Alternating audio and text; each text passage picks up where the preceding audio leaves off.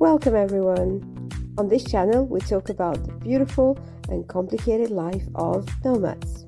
So let's begin! Hi, my name is Elena and I'm the host on this channel. I was born in Serbia, lived in France for 16 years and now I live in the UK. I speak 4 different languages and have worked as a flight attendant for 10 years. And today we will be covering the second part of our Andrew Tate video. So in part 1 we talked about Andrew Tate's life and where he has lived in the past and where he is now, and whether he was an explorer, a conqueror or a simple nomad. And in this video we are going to talk about bloodline versus legacy, and mainly in terms of explorers and people like Andrew Tate that have explored the world and wanted to conquer the world for some of them. So at New Year's Eve, my father-in-law and I have, well, with other people, but mainly him and I, generally it goes like that. We have had a great conversation about explorers and the type of person that will go to Mars one day and that will have to leave their families behind and so on. So one thing leading to another, I then started analyzing what type of person would do that and what type of person did that in the past. So we're going back to the explorers such as Christopher Columbus, generals that used to go into battle and conquered other countries like General de Gaulle. And one thing that those people had in common, and that I think was very important for them, was to get married early and have children early and have a son and leave a bloodline behind and leave a legacy, because they were never certain whether they would come back from their travels or whether they would come back from their combats. So as time went on, I think that remained, and we see it now with people in the army that go on to missions, and very, very young people that join the army and that just before leaving get married and have a baby, which is quite sad actually, that they leave a young family behind. But I think something in our mind, something in I will potentially sound sexist here, but in a man's mind, they need to leave a legacy, they need to procreate, they need to keep on going with their bloodline. And I think Andrew Tate is a perfect example of that, wanting to have multiple women, multiple wives, wanting to have as many children as possible. He said it in different videos that he thinks that a man should have, and a woman, that they should have multiple children, that is something that seems very important to him.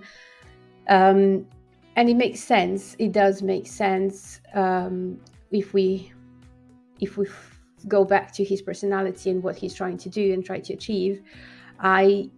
I will preface this by saying I am not a medical practitioner. I am not qualified to diagnose anyone with anything. I'm not a psychologist or a psychiatrist, but I am passionate about psychology and human behavior. And I think that he is very likely to be what we call a megalomaniac, he certainly has a narcissistic personality and is quite egocentric. That being said, those terms are used very, very often in a negative way, and for a reason, because those people are self-centered and think that the world revolves around them, and are very unaware of people around them, with no empathy or regards to other people's feelings or beliefs, or it's just about them. But in terms of survival of the fittest, I do think that it's an advantage. It's a disadvantage in the social world, as in they're less likely to be accepted, but in a survival of the fittest and in the sort of animal sort of way, I do think, again, my personal opinion, I do think it's an advantage.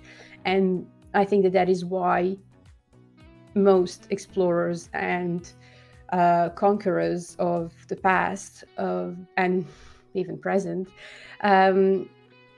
are on some level egocentric and narcissist, and some of them are in effect megalomaniacs, which is the scary part. But so going back to the bloodline and the conversation we had on New Year's Eve, I do think that the bloodline was a way for narcissistic people to say, I was here, I was someone, I existed, this is my legacy, my son is my legacy, he will keep on going and telling my stories and my achievements. So I took that conversation forward, and I took that idea forward, or actually backwards, because we started talking about it with the subject of Mars exploring and colonizing Mars. So I then said, well, yes, that's certainly what happened in the past, and I believe that that was the main reason why they got married and had children before they left. I don't think they had any sort of care or wish for a loving family or a family life. I just think it was something to do in order to leave a legacy and extending their bloodline. So, but now we live in a different world. So in my mind, the explorers of tomorrow, the people that will go on to conquer Mars and colonize Mars, etc., hopefully, won't need that. I don't think they will feel the need to leave a bloodline, because in the world that we live in now, it's just known. And Andrew Tate is a perfect example of it. If you do something, if you want your name to be out there, and if you want to leave a legacy in this world, you can. And people around the world will hear about you, and they certainly will hear about the first people to go to Mars, and that will be their legacy. In the world we live in, it's easier. Whatever we do now that ends up on social media, YouTube, etc., is in a way our legacy. So it's up to us to whether we want it to be something positive, something negative, something grand, something important. And I think that type of person, people that are egocentrical and potentially megalomaniacs, have a perfect platform nowadays to express themselves and to share their ideas and to conquer the world in a different manner, in a different way. So I don't know. I don't believe that there is a need to procreate in order to leave a legacy nowadays. So I think that people that will go on and conquer other worlds are more likely to actually be people that don't have any children, or that are very still, I think, very self-centered, and still, I would say, very narcissistic, and very in the way where they think that they can do anything, and in a way that they think that it's about them and that it's a challenge that they need to achieve. And again, it goes back to what I said, and I think it's in terms of survival of the fittest and the human race going further than we ever imagined. I think it's an advantage. I, I know it's going to be very controversial to say that, but it's what I think. Anyways, so I don't know. Do we know if Andrew Tate has any children or not? He's been very mysterious about it, which is probably a good thing if he wants to protect them. Pardon me.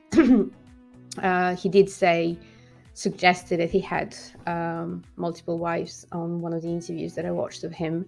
I don't really know. Maybe you will leave a comment and tell me if you know a bit more about it. You certainly will know more more about him than I do.